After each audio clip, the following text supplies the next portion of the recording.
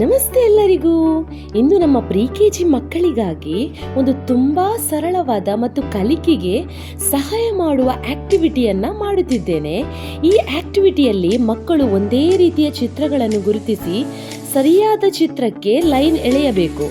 Match the same pictures. ಇದರಿಂದ ಮಕ್ಕಳಿಗೆ ಹಲವು ಪ್ರಯೋಜನಗಳಿವೆ.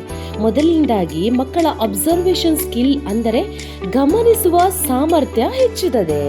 ಎರಡನೇದಾಗಿ ಮ್ಯಾಚಿಂಗ್ ಸ್ಕಿಲ್ ಮತ್ತು ವಿಜುವಲ್ ಡಿಸ್ಕ್ರಿಮಿನೇಷನ್ ಉತ್ತಮವಾಗುತ್ತದೆ.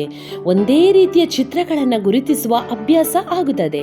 ಅದರ ಜೊತೆಗೆ ಹ್ಯಾಂಡ್ ಐ ಕೋಆರ್ಡಿನೇಷನ್ ಕೂಡ ಅಭಿವೃದ್ಧಿಯಾಗುತ್ತದೆ.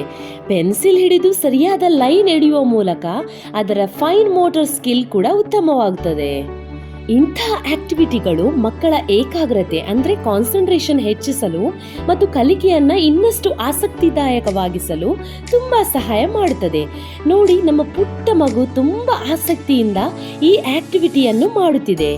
ಮಕ್ಕಳಿಗೆ ಕಲಿಕೆಯನ್ನು ಆಟದ ರೀತಿಯಲ್ಲಿ ನೀಡಿದರೆ ಅವರು ಬೇಗ ಕಲಿಯುತ್ತಾರೆ ಮತ್ತು ಅವರಿಗೆ ಹೆಚ್ಚು ನೆನಪಿನಲ್ಲಿ ಇಟ್ಟುಕೊಳ್ತಾರೆ.